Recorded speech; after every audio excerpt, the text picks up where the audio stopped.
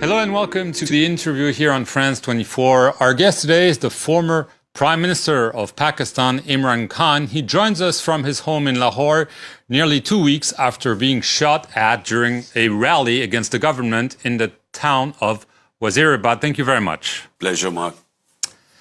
Mr. Khan, after the attack, the alleged gunman was arrested and confessed. He said that he had acted on his own and for religious reasons.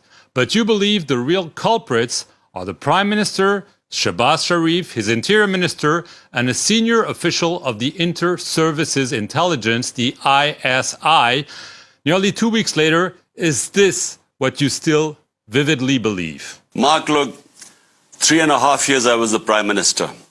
The intelligence agencies worked under me. So I know how they operate. I know exactly what happened.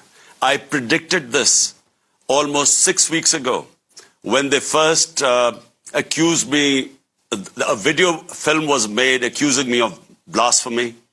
And then it was picked up by these government spokesperson, by the government-controlled television.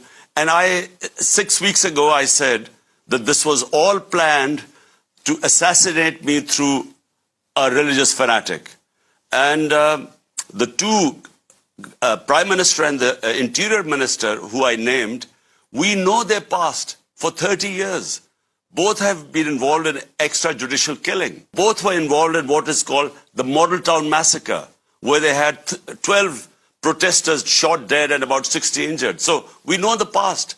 So therefore, I know that whenever there is an independent investigation, I know the people behind this attack were these three guys, and this decoy was this supposedly religious fanatic who actually isn't a religious person because people know his background.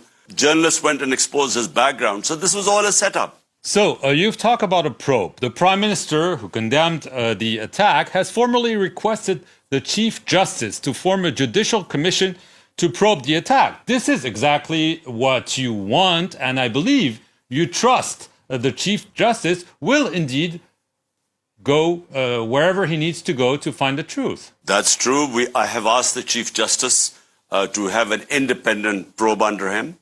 We know there were two gunmen because the decoy was this one gunman who admitted that it was for religious reasons he had shot me. But we know that there was another gunman sitting in the front. So I know that an independent probe is going to prove what I'm saying is right, that this was a planned assassination attempt, and who gained the most from it was this government. Because the parties, my party, since I have been ousted from power, it has grown. It has won 75% of the by-elections. So they're petrified that if there are elections, we will win. That's why they want it to be eliminated. Right, but you say an independent probe would prove what you're saying. But the question is, do you believe the Chief Justice will be able to conduct such a probe, or are you saying, I don't believe, because of what you're saying regarding the government, the military, the intelligence, that might not have an interest for such an independent probe? You see, the investigating agencies are under these three people who I've named. The Interior Minister, Prime Minister, and this intelligence agency officer. So under them, there is no question of me getting what I think is a proper investigation. Therefore, I've asked the Chief Justice, and he must form his own team. And he should pick his own team from various departments, intelligence agencies, and it should work under the Chief Justice. That's the only way there is a hope of me getting justice. Mr. Khan, a few weeks before the assassination attempt against you, the chief of the ISI, in a very unusual move, spoke to reporters. He made several attacks against your behavior as Prime Minister. Now, given what happened, do you think that this was a way to threaten you, and that this means there might be further attempts on your life? Well, firstly, Mark, the press conference which the head of the ISI did was very unadvisable.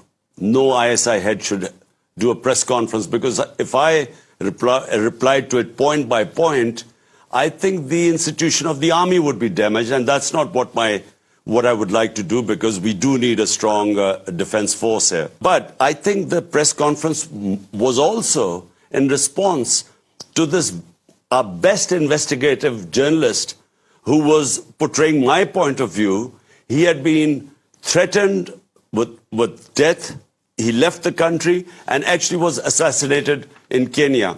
And there was a big public backlash, and people pointed fingers at the establishment. And I think I felt that the press conference was more to placate the public opinion. Right. But again, now we're nearly 2 weeks after. I imagine you've beefed up your security. Do you feel under threat of assassination? Do you think that they will try again to do what they failed to achieve? Well, unfortunately, Mark, I do think that they could try again, because, the threat remains. Those people who wanted me eliminated, the reason why they want me to be eliminated is my party is by far the most popular party in Pakistan. We have won 75% of the by-elections, despite the government party, the ruling party, all the parties put together, backed by the establishment. Despite that, we have swept the by-elections, and the popularity has gone up. Basically because people do not want these criminals who are ruling Pakistan right now. 61% of the cabinet has corruption cases against them. So that's why I have massive public support. And I think they think that the only way to get me out of the way is actually eliminate me. So I think that there is a threat still. Well, this begs the question. You said you called on your supporters to resume the march towards the capital, Islamabad, and you said that you would rejoin it, health permitting. This begs the question, are you ready really to do so, given the dangers you just described? Well, Mark, the thing is, I'm a firm believer in my faith, which says the time, death is in the Almighty's hands. We take precautions. I will take more precautions than before. But that is not going to stop me. The fear of death is not going to stop me from pursuing what I believe is a mission to fight for rule of law in this country. This is the big problem we have. We have institutions that are above law. We have these political mafias which are above law. And that's the reason why the country can't prosper. So this is 26 years ago I started my movement for justice and rule of law. And, the threat of being killed is not going to stop me from resuming this mission. You want immediate elections. The government says no. The polls are planned for October 2023. So by asking your supporters to march, aren't you maybe preparing the ground for violence? Some are even saying potential civil war in Pakistan. Look, Mark, I have been in politics for 26 years.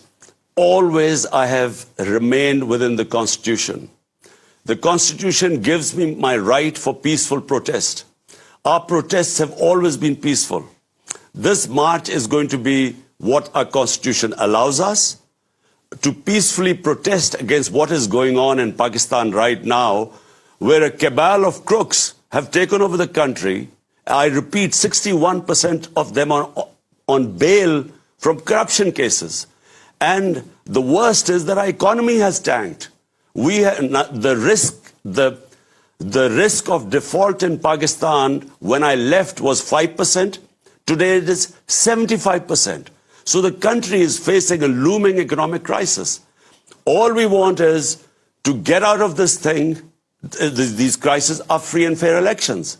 But the point is, personally, it doesn't matter to us whether the elections are right now in a year's time. We will win anyway, because no party has ever had this mass support which we have right now.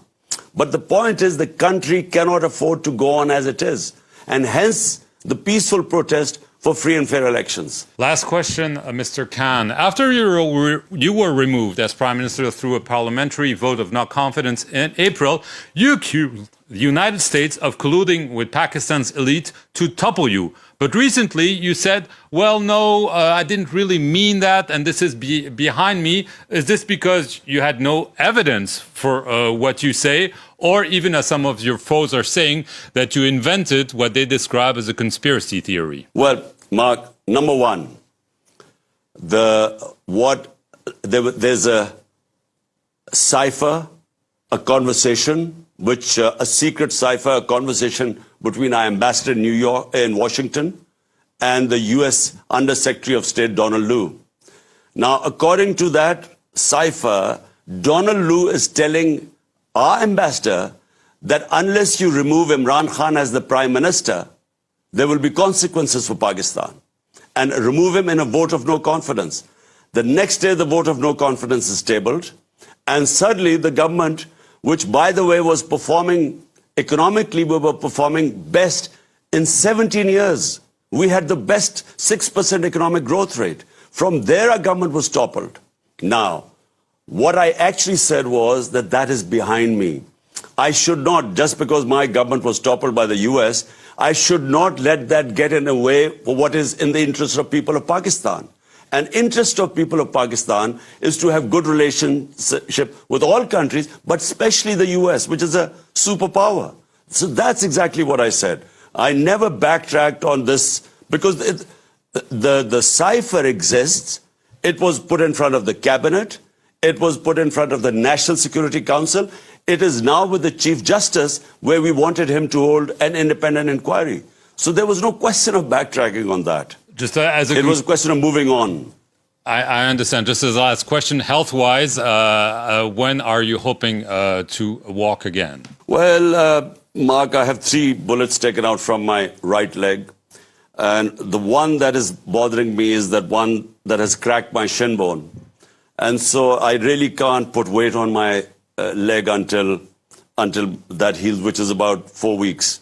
Imran Khan, I want to thank you very much for appearing here on the France 24 interview from Lahore in Pakistan. Thank you very much for watching it.